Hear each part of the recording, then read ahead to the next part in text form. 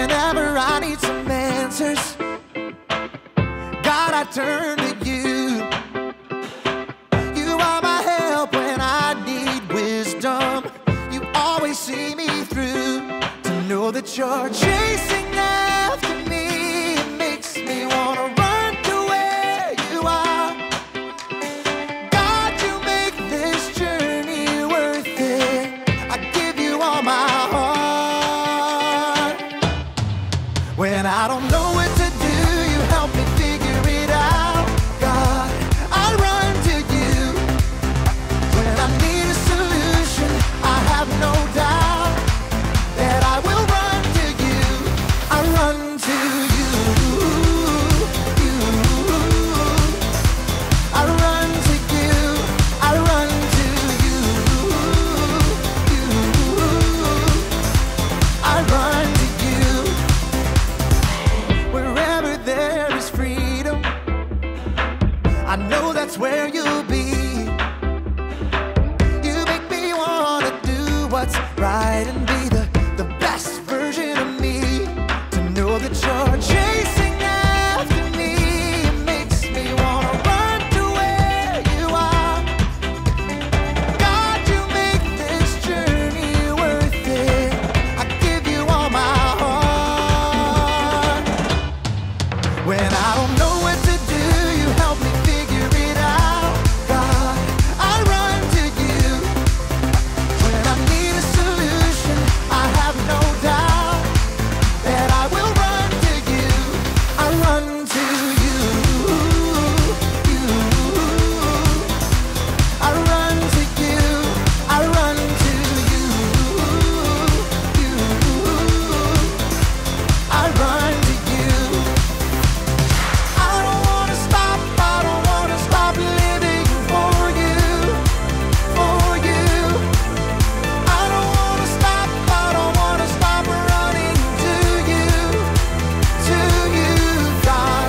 I don't wanna stop. I don't wanna stop living for you. For you. I don't wanna stop. I don't wanna stop running to you. To you, God. You're all I need. My source for everything. When I don't know what to do, you help me figure it out. I run to you. When I need a solution, I have no doubt that I will run to you. When I don't know what to do, you help me figure it out. God, I run to you. When I need a solution, I have no doubt that I will run to you. I run to you. I run to you. I run to you. I run to you.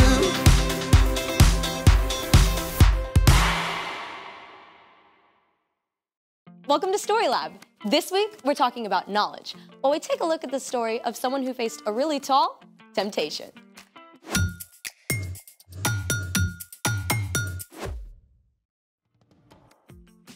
Hey, I'm Skylar. And I'm Sebastian. We're talking about knowledge, which is learning something new so you can be better at whatever you do. I've recently discovered some new stuff. Like what? Well, I made a quiz for you. It's gonna be out of this world. Is that a clue?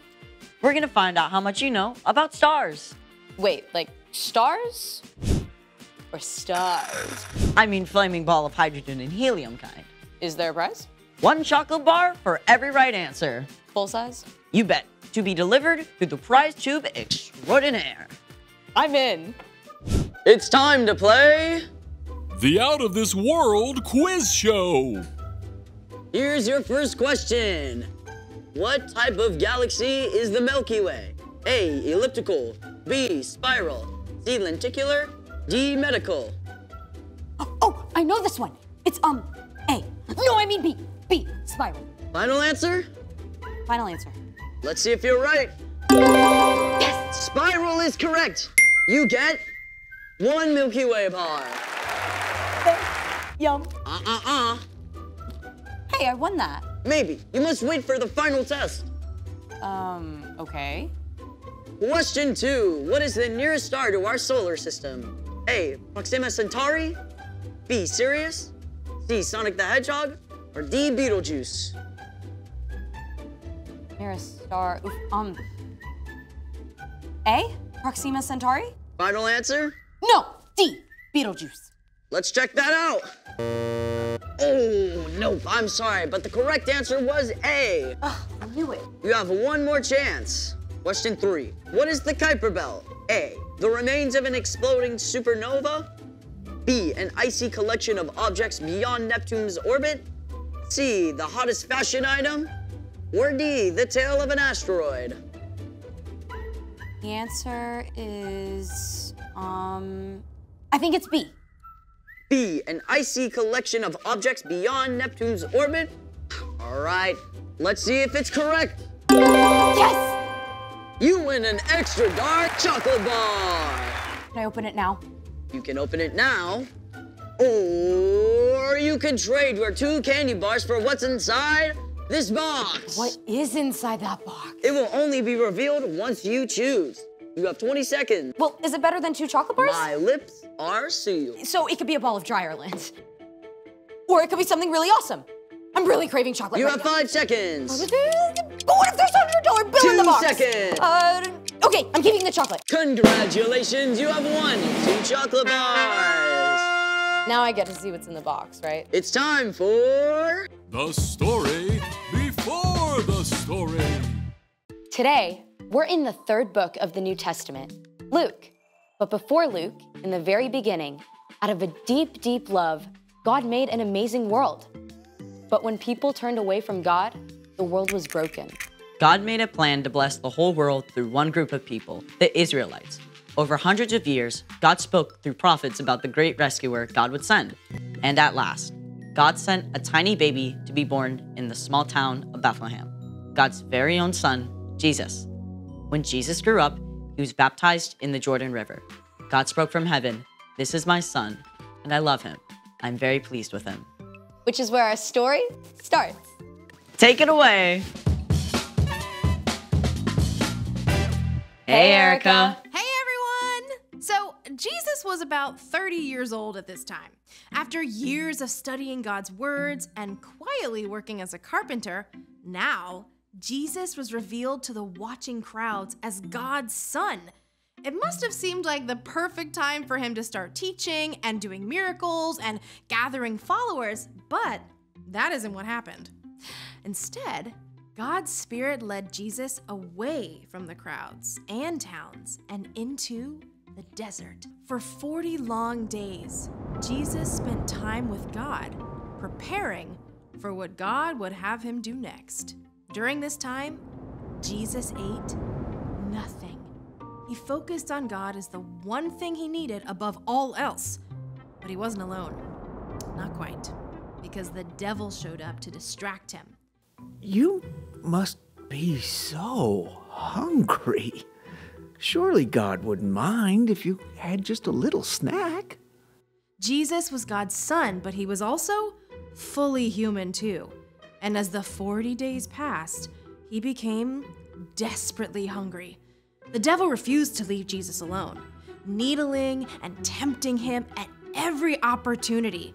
At the end of the 40 days, he offered Jesus a large, smooth stone. If you really are the Son of God, tell this stone to become bread. It must have been so easy for Jesus to imagine that rock as a crusty, warm loaf. As God's son, he had the power to change the stone to bread in an instant. He could have torn off large, chewy pieces to satisfy his deep hunger right away, but Jesus knew every word that God had spoken, and he was ready with an answer. It is written, man must not live only on bread. If that's the way you want it. But the devil didn't give up.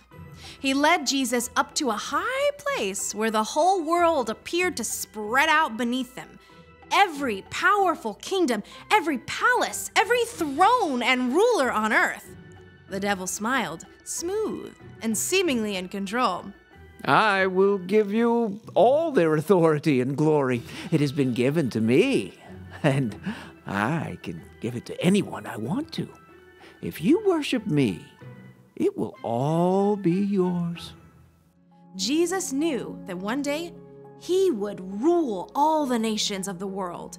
He had come as God's rescuer, but to take this easy way the devil offered would destroy God's plan. Once again, Jesus spoke God's words. It is written, "Worship the Lord your God. He is the only one you should serve." The devil was seething. He couldn't tempt Jesus into taking the easy road, but he had one final shot to try. The devil led Jesus to the city of Jerusalem. They stood on the very highest point of the temple itself. The worshipers below seemed small as ants. If you are the Son of God, throw yourself down from here. It is written, the Lord will command his angels to take good care of you. They will lift you up in their hands. Then you won't trip over a stone. The devil wanted to trap Jesus, to make him panic. Does God really love you? Prove it. But again, Jesus had God's own words at the ready. Scripture says, "Do not test the Lord your God." The devil was furious. He couldn't trip Jesus up no matter what he tried. So at last, he left until he could find a better chance. When the devil was gone, God had sent angels to take care of Jesus and provide everything he needed. Jesus had spent his whole life discovering God's words and spending time with God. And so when he had to make some tough choices, the words were right there. 40 whole days with no food? I can't even imagine that. Yeah, I sure do not make good choices when I'm hungry. And it's not just when you're hungry. Difficult choices can show up at any time. And remembering what's true can help you make the wise choice. So what's our part in this story? Well, before you remember what's true, you have to discover what's true. You can start by reading God's words in Scripture. And memorizing it too. And you can spend time talking with people who've been following God a while. Here are some super important truths to start with. God made you and loves you. You are so valuable that Jesus gave up his life so that you could have a relationship with God forever. God always hears you when you pray and is acting to provide what you need, even if it's not in the way you expect. And you can know the most important thing is to love God and love others. Exactly. The more those truths are rooted in your heart, the easier it is to face tough choices. Maybe you're at a friend's house and they're trying to get you to watch a show your parents specifically said you can't watch. You can remember that you are already deeply loved by God, so you don't have to do something wrong just to be liked. Or when your little sister is bugging you and you're about to snap, you can stop and remember loving others is more important. Exactly. I think y'all got it. See you next time. Bye, Erica. So here's the thing. Remembering what's true can help you make the wise choice. Now do I get to see what's inside the box? Sure. Get that away from me! It could be covered in chocolate. No!